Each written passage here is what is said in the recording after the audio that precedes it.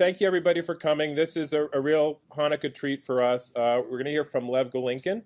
Many of you have heard about him already, I believe, because he's been in the New York Times, he's been in the Boston Globe. I've shared a number of the articles that have come out about his book, and that he's written about the situation in Ukraine and about his love of baseball, and it's symbolizing his becoming an American.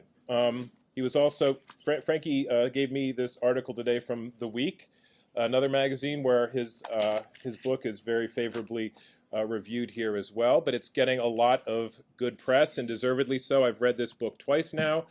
HIAS features very, very prominently in it. We have a copy for all of you. Lev is happy to autograph those copies after this session, and he was not willing to autograph a copy for me 6 weeks ago because the book had not yet come out and he didn't want to attract the evil eye. But now the book is out, it's doing very, very well, and so he's now willing to sign copies for all of you.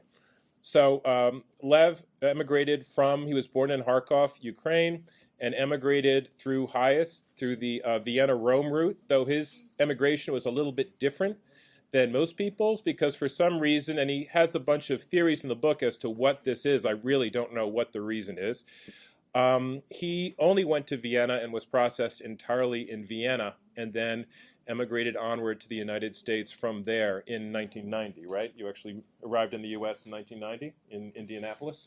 Or I don't know. Can I fact check that? all right. Yeah, sure. Well, anyway, I won't spoil the surprises, but it's really great to have Lev here talking about his experience. I read a book a couple of years ago by David Bezmozgis, another former HIAS client, who wrote the novel Free World, about his experience in Rome in 1979. But that was a novel, and this is a memoir, and this reads really better than a novel. So I really hope that all of you actually take this home and read it and loan it out, because it's really a remarkable story. Even if HIAS weren't in this book, it would be a remarkable story. But we play a starring role in this, which makes it all the better to read. So with that, Lev?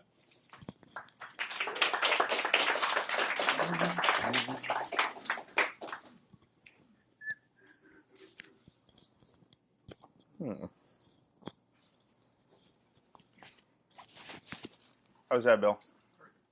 All right, fantastic.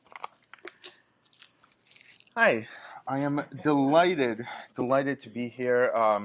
HIAS means a lot to me, and when Mark told me that there's going to be a Men of HIAS 2015 calendar, I was thrilled. I can't wait to be Mr. January.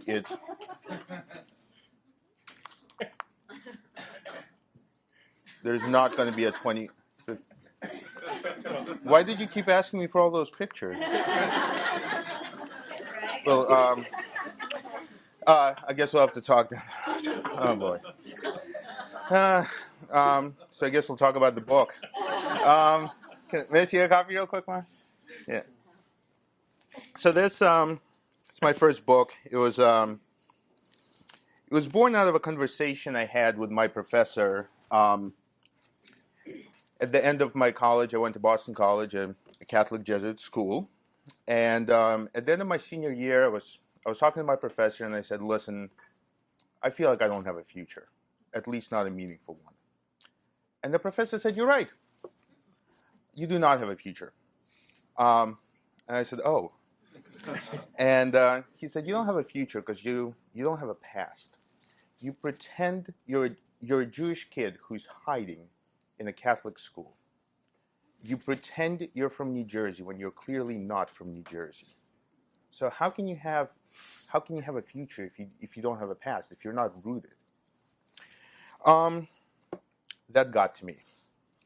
I mean, it's when I rate problems, I would put not having a future as into the serious category.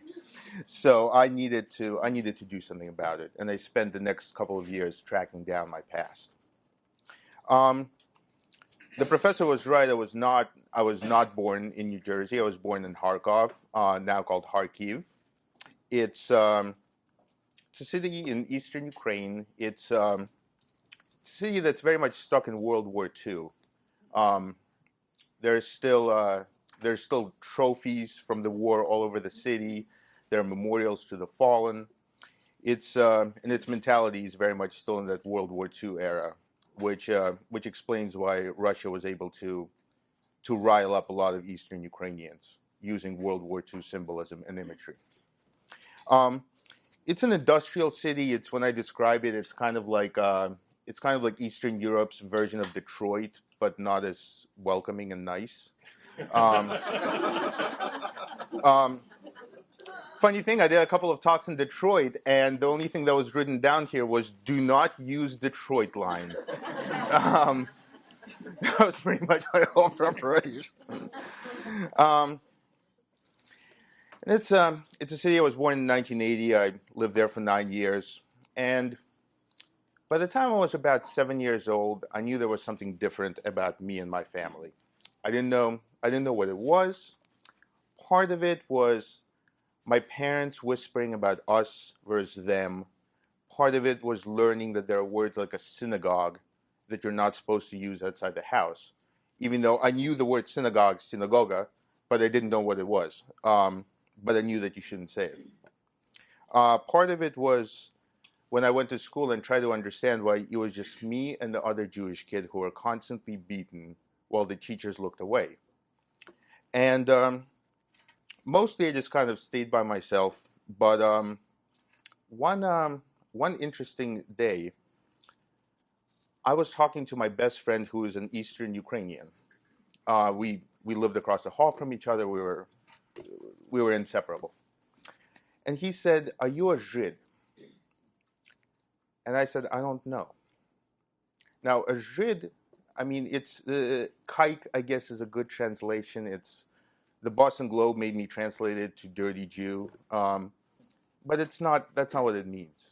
It's more of a how did I describe it? It's more of a cancer. It's date rape. It's school shootings. It's something that's holding society back from where it should be.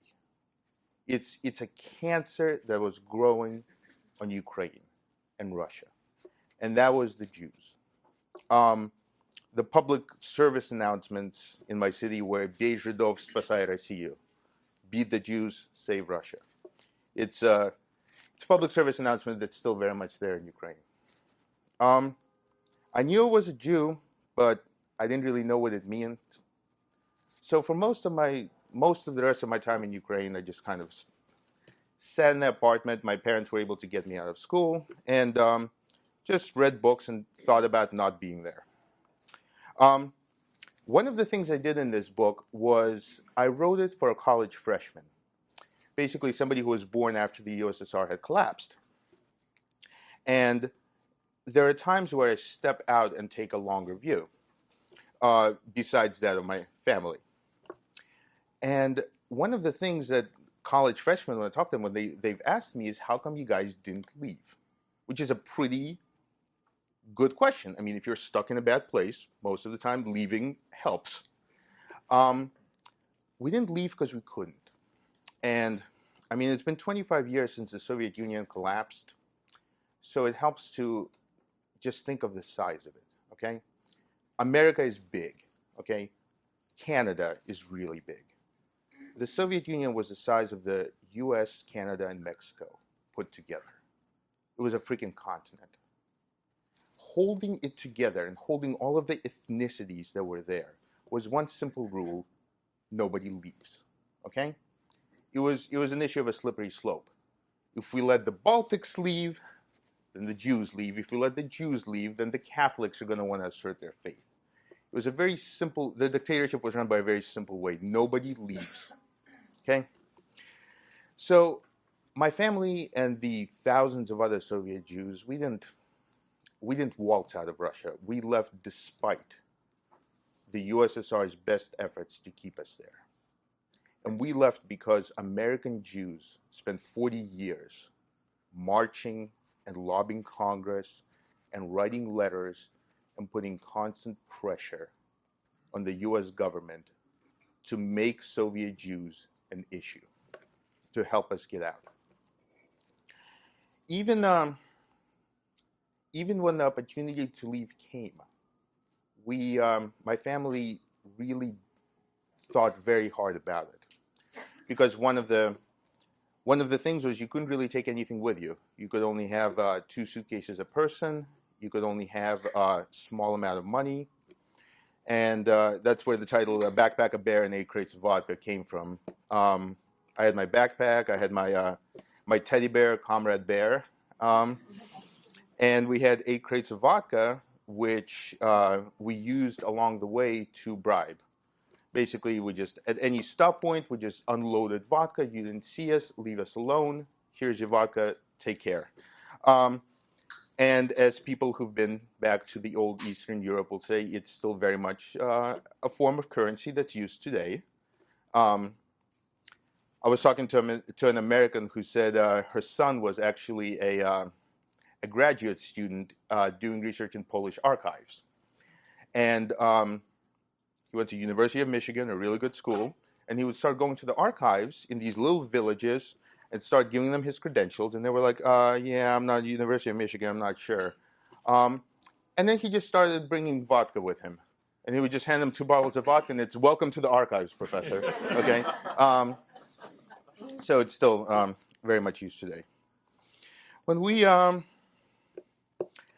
did leave, it was because of threats of pogroms. Again, it was a word I didn't know what it meant, but I knew was an awful word. And when Russia was falling apart, when the Soviet Union was falling apart, nobody knew what was going to happen. And as always happens in Ukraine during times of unrest, the ultranationalist groups were saying, well, we're having problems. The Jews are the problems. Let's solve it. As soon as words of pogrom came out, very many Jews left the Soviet Union and Ukraine. We didn't have much of a destination either. The only thing we knew was that there was help on the Western train station in Vienna, which isn't exactly reassuring. But that's where our plans ran out. And I think it's, because I'm talking to HIAS, I think it's important to reflect on the fact that thousands of people put their trust in their lives and their families just basically because of a rumor, because they knew that there was help from America at a train station somewhere in a country where they've never been, and that was enough for them to leave. And I think that says a lot about American refugee organizations, and I very much hope that it's the same thing today in the world. So there was help on the train station in Vienna. There were human rights workers there day and night, and they were just pulling us off the trains when we came in. The problem that the human rights groups had is that they were used to seeing a small trickle of Jews coming out every year throughout the 80s. A couple thousand families, 1988, 1987. So they were preparing for this. But at the end of 1989, that number escalated enormously, okay? And I don't need to tell you, to an organization with a budget and resources, that was a problem, okay? It's like planning a dinner for 25 people and 500 show up, okay? And the problem is they couldn't turn us away.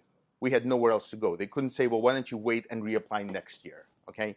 We couldn't go back to Russia, not that we would, but we were stateless. We were without any options except HIAS and the JDC.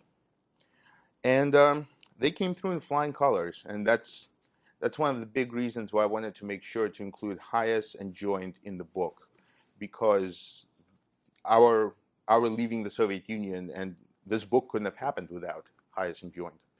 And it was important to put in people from there.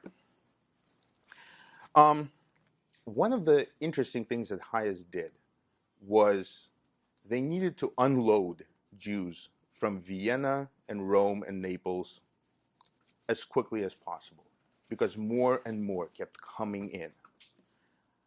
In order to do that, HIAS had to go to suburban American Jews and asked them to adopt entire families in their midst. Which, again, I think it's a pretty interesting concept. I mean, the minute we walk out of this building, the minute we walk out, we're on our guard against strangers. Okay, you don't take candy from strangers. You don't get into cars with strangers. A stranger comes up, your defenses go up. And here was HIAS asking American Jews all over the United States to accept entire families of strangers in their midst and to take responsibility for them. And they did it. And they did it so well that it barely made the headlines. And I mean, to me, I think that says a lot. And one of the interesting things that I've had, one of the interesting experiences I've had is I've talked to Valery Bazarov, who's since retired, but Maria knows him. Anybody else here? Yeah. Okay. Terrific. And I asked him about it. And I put this in the book, and I said, how the hell did you do this? And he talked about the campaign to get American Jews on board. And then I went back to Indiana, and I talked to the host woman who adopted and took responsibility for us. And I say, why did you do it? And it was so cool because the message that Valeria talked about was perfectly echoed by her response. And I just, to me, I just thought it was really amazing. Let's see, we lived in Indiana. We lived in Austria for 6 months. Then we came to Indiana. Eventually, my dad got a job in New Jersey, where he's working to this day. And if this was a normal American book, that's where I would cut it off and have. If this was a novel, this is where I would have. We came to America, we celebrated, we started spound dreidels, and what was the expression? We baked matzah on Yom Kippur, right? And all became doctors and lawyers, and everything was wonderful. The truth is a little more complicated than that, and I think a little more interesting than that. And one of the things that happened is that the Soviet Jews came here. We were adopted by by the American communities, and shortly thereafter, a lot of us left those Jewish communities. My family was certainly one of them. As soon as we got on our feet, we said, thank you, see you later. And we pieced out. That led to a lot of disenchantment among American Jews who worked so hard for 40 years to get us out of there. And then when we came here, we just kind of blended in and said later. I interviewed somebody from Joint who, and again, I do not speak for Soviet Jews. There were plenty of them who did become very religious, but a very good amount, and if you can go to Brighton, you will see for yourself, a good amount did not become religious and did not celebrate the Jewish culture. I interviewed Amir Shaviv from The Joint, and I was asking him about it. He said, I was at a conference once where there were a lot of American Jews, and there were the handful of Soviet Jews who could be dragged in there.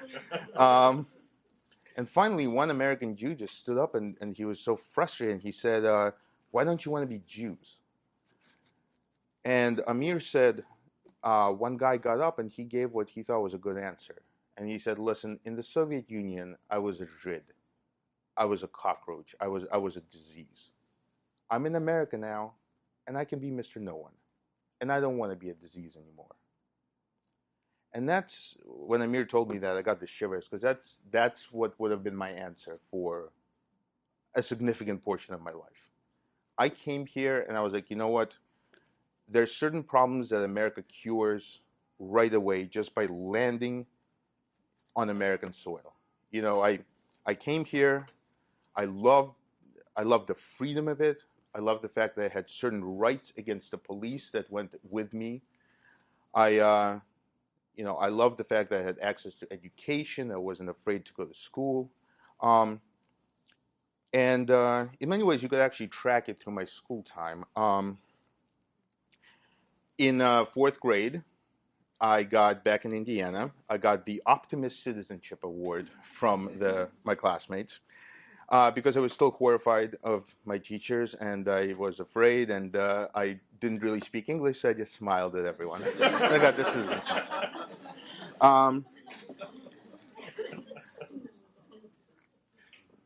The Optimist citizenship nonsense was over by middle school, and by high school, I was getting kicked out of class for being an asshole. So you can really see I really hit my stride in America. I really blossomed. But there are some problems that this country can't cure just by landing on its shores.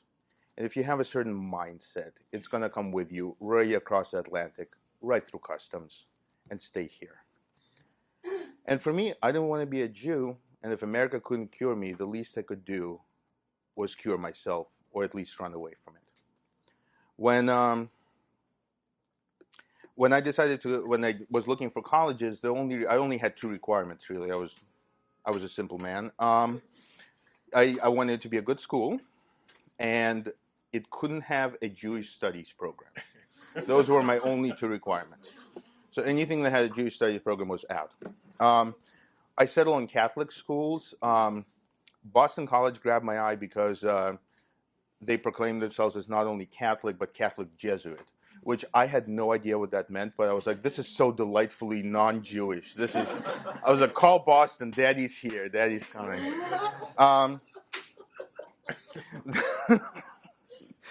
The irony, of course, is that I went in there wanting nothing to do with Judaism, and I came out ready to embrace my past. One of the things that I realized is that I wanted to be something more than just a miserable person who holds himself off and tells people he's from New Jersey and doesn't reveal anything about himself. And that's I wrote a piece for the New York Times about that, about how if somebody would ask me where I'm from, they would hear the accent, I would just say New Jersey. And they would ask where I'm from, and I would say, where are you from originally? As if I didn't understand the question, And I would say East Windsor, New Jersey. And then I would stare them down, and most people got the idea. And I've actually heard a lot of there are other immigrants who do that too, and it's people who want to cut ties for one reason or another. As I said, at the end of college, I spent a couple of years tracking down my past. I began with books, just with books about the struggle for Soviet Jews, basic books about Judaism. Books are safe. You can read a book, you can put it away, you don't have to be personally involved. Eventually, I started trying to get interviews with HIAS and Joint, and I basically, back then, I didn't have an agent, I didn't have anything. So I just annoyed Valery Bazarov until he finally crumbled and gave me an interview. Came back for a couple more. I went to track down the people who adopted my family. I don't think I even told you this. I tracked down my caseworker from HIAS. Oh, really? Yeah. In Vienna or? No, in New York. In New York? He was. I got a copy of my refugee file. I got his name, and then I called the 22 people in the U.S. who have his name. If you ever want to have an interesting conversation, call somebody up and say, "Hi, you my caseworker," and you get to talk to people. And I'm like, no, I swear to God, I'm not off of medicine. I'm not going to kill you. I'm just, it's a reason. Never mind. Bill Godhealth, who's actually, I'm going to see him in about a week. He's coming to visit relatives in New York. Huh? Yeah, and will do. I mean, he was, and it was the coolest thing. One day I got a voicemail, and it was like, "Hi, I'm Bill's wife," and I think, yes, he was your caseworker.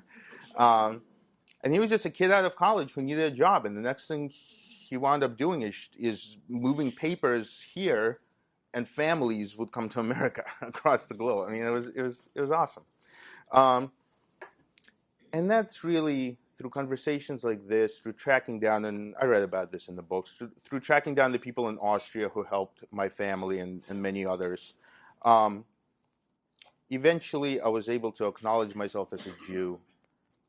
I would have these conversations. I would think about all the American Jews who went to bat for us, who donated money and marched and spent 40 years trying to free us. And I'm like, people, these people are rational. People don't do this for a disease. People don't do this for cancer or for a school shooting. People don't do it for cockroaches. You do it for human beings who are trapped in a shitty situation. And eventually, when I would look in a mirror, I would see all these people behind me, most of whom I've never met, some of whom have died before I was born, but who still fought for us because we were worthy. That is it, my friends. The rest I'll leave in the book. I am happy to answer questions or accept stunned silence. That also works.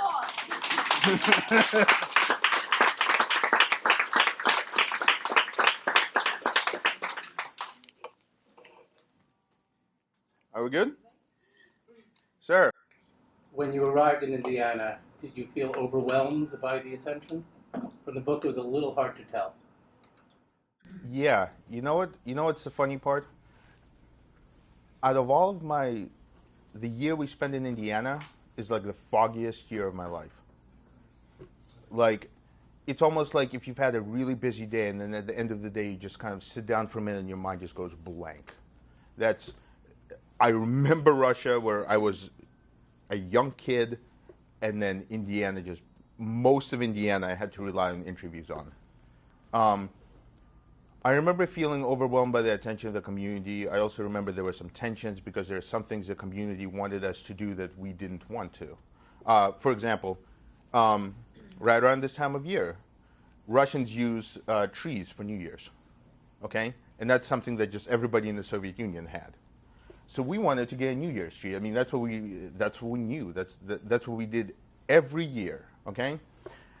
And instead we were told that no, that's a Christian thing, and we were handed a menorah. We were handed a candlestick with candles that had absolutely no meaning for us. And we were told that apparently everything that we've done over the past was just an abomination, which, as you can imagine, didn't go very well with my family.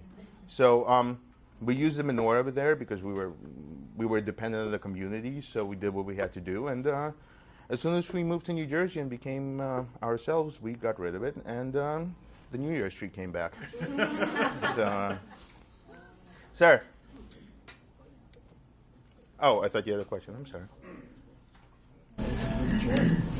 It just so happens that the New Year's tree is exactly the same as a Christmas tree. We decorate, it's decorated the same way and the same ornaments and everything. Yeah. Oh, yeah. Oh, I write about it in the book. Basically, the Soviet Union held a campaign against religion. And they said we can't have a Christmas tree, but the people still needed some sort of holiday tradition. So it's funny, the fact checker for the book actually put me through the ringer for this because I mentioned it, and then I had to, at the last minute, I had to like call Ivy League universities to double check. But apparently, one of Stalin's propaganda geniuses said, you know what? Rather than, they kept trying to come up with a new holiday tradition about workers and peasants, and it didn't take root. And eventually they said, you know what? Why don't we just take Christmas, we'll clean it, get rid of all the religion, and we'll move it to New Year. And they have Grandfather Frost, Ded Moroz, who looks exactly like Santa, travels in a damn sleigh like Santa, comes with New Year presents for your New Year tree for all the good boys and girls. So yes, it was exactly.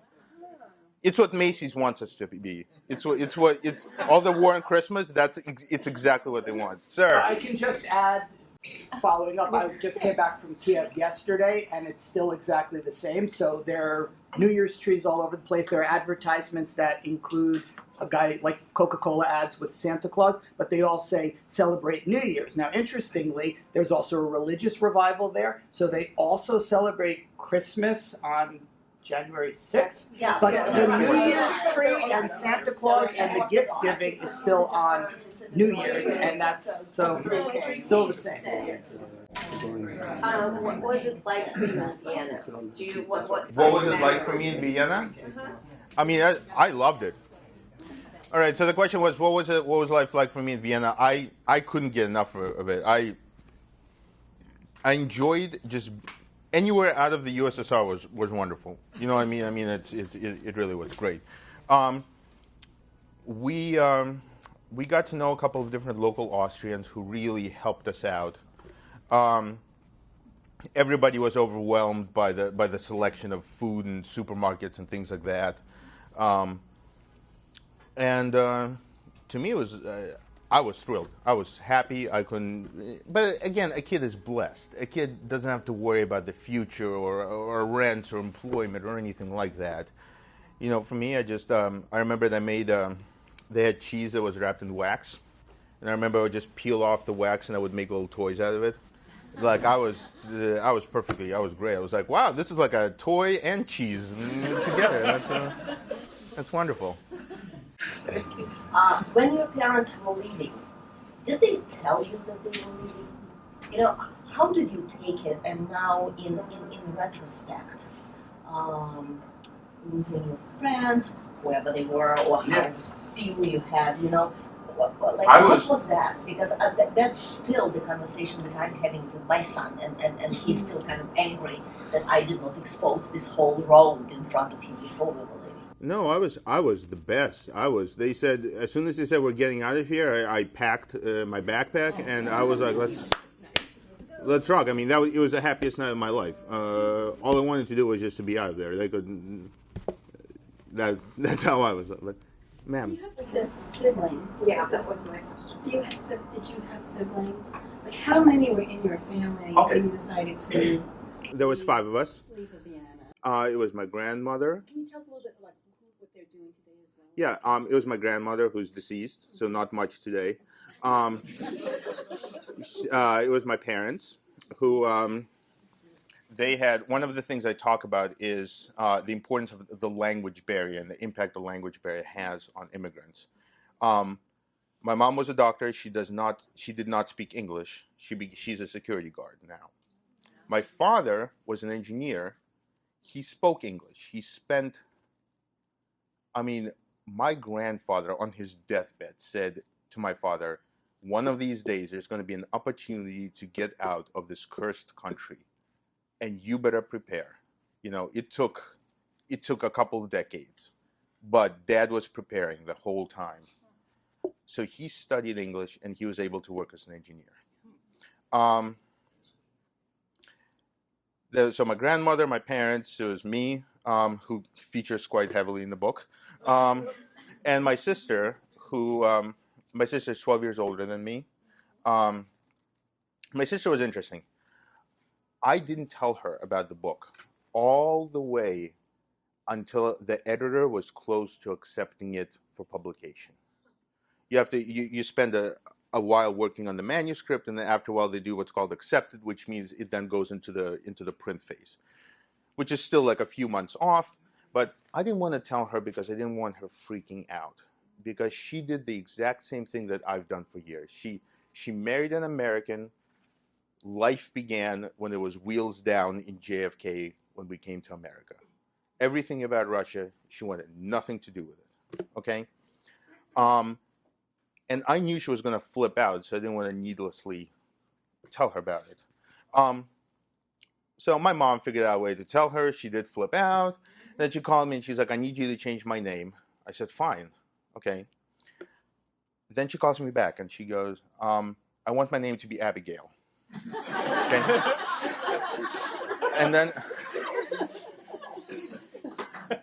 And then there was a very strange conversation in which she kept telling me about the positive qualities of Abigail, when I kept telling her that that was not going to happen at all. Okay, I mean, imagine it's like the Golinkin family. It's Faina, Samuel, Svetlana, Lev, and Abigail. One of these names has been altered. Okay, what the hell? I mean, that's.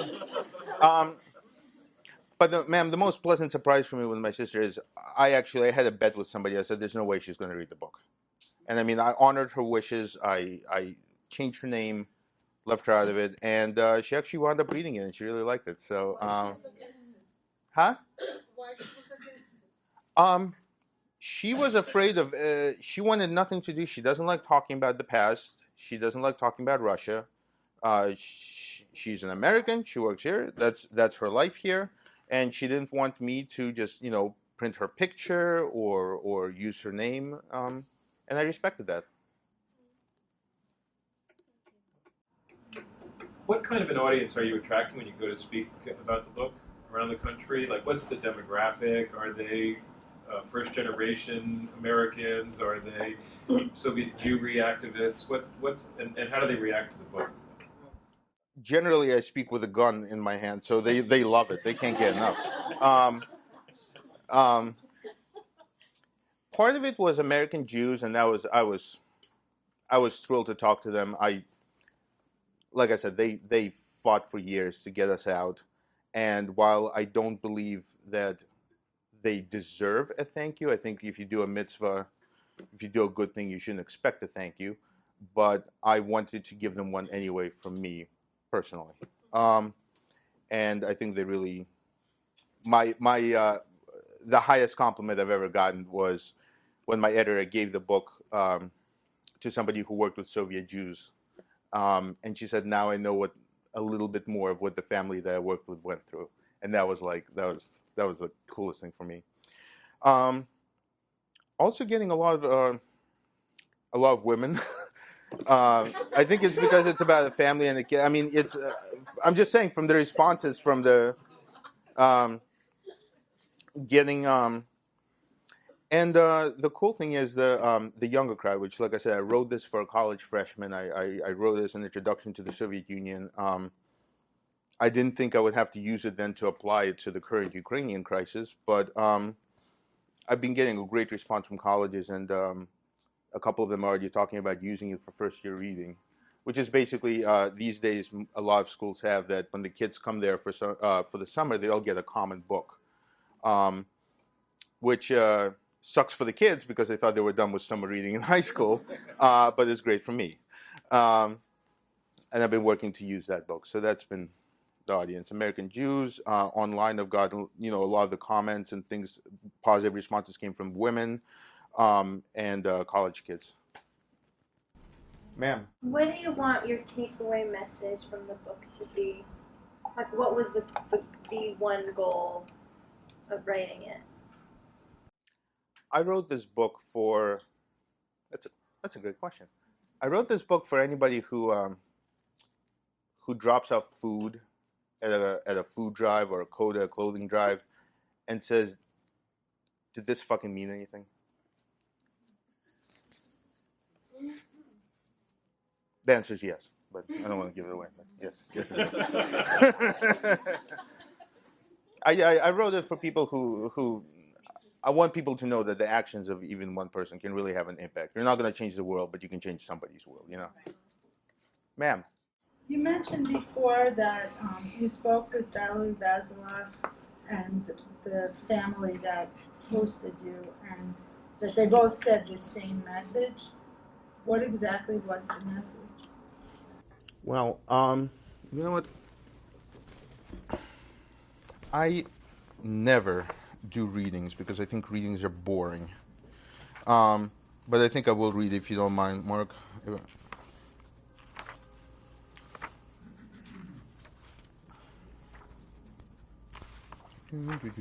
I should probably know where chapters are located in this book, but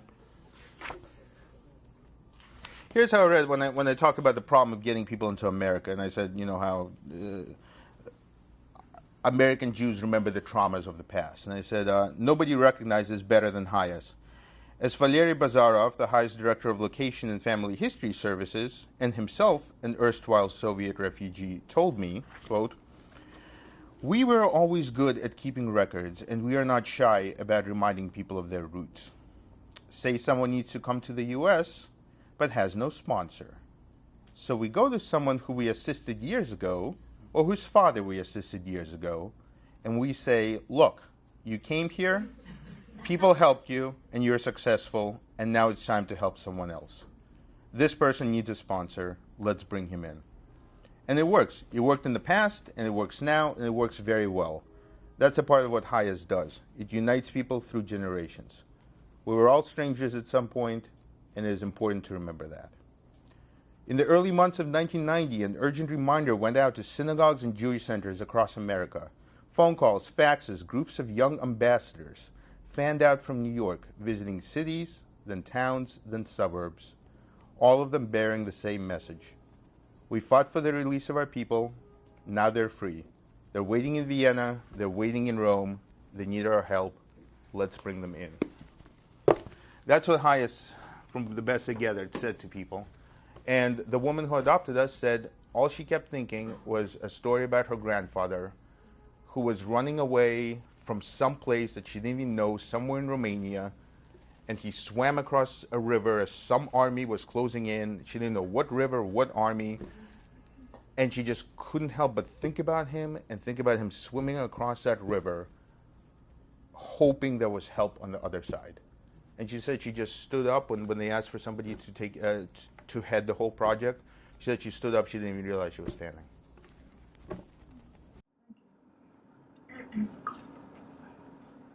What have you come to appreciate most about American society and the converse, to dislike the most? Oh, Jesus. Is that what you like or what you dislike? No, I mean, I love the personal freedom, even with personal space. I like that. I mean, like I said, the protection that you have certain rights that go with you wherever, okay? And unfortunately, sometimes those rights are taken away from you, and it's not a perfect society, okay? The thing that I don't like about America, and then I don't think it places a value on deep knowledge. I think that so many times when we read reporters or newspapers or anything, I think it's just people who give a superficial talking point and people take it. That being said, I haven't really spent considerable amounts of time in other societies. Maybe it's like that everywhere. But I think it's this, let's just do this. Everything is done in 5 minutes, and there are things that take longer than 5 minutes. That's a great question. Ma'am? Did you, your family, or other Russian refugees that you were part of your community at any point identify with other kinds of refugees or refugees from other countries, or on the other side actually try to really differentiate yourself from other populations? And again, I'm only speaking for my family, but I mean, I had a falling out with my sister when in college I was volunteering. I got really involved with Habitat for Humanity, and but one of the great things about Boston College is it had a really strong human rights focus. And I went to Tijuana to build houses for refugees there, for migrants there. And my sister was just like, why are you helping these Mexicans? Like, why are you wasting your time? So again, I don't want to speak for her, but I didn't really find that. My family got to know a couple of Indian families, I guess, that immigrated here, but that's about the only thing. I don't think they were refugees. Ma'am? You talked about the host family, but in the communities, were there other people that tried to help where maybe you weren't, you didn't live, people weren't living with them, but doing other things like Oh, yes. working with language and things like that? Yeah. We were very blessed. It's a small community. They only adopted a limited number of Soviet Jews. So we had 4 families rotating around us, for holidays, for driving lessons, okay, for resumes, for, a retired doctor spoke a lot of time with my mom, a graduate student at the university. We lived right where Purdue is. A graduate student there started teaching me English. And I was really terrified of school at that point. So I just kind of like used nonviolent resistance. Like they would just try to teach me, I just wouldn't. What are you gonna do? Arrest me? I mean, I'm just not gonna go to school. And she figured out I really liked fairy tales. So she started showing me American fairy tales, and I had to figure out English in order to figure out the ending. So yeah, we had a ton of people from the community came out to help. It was, we were very fortunate.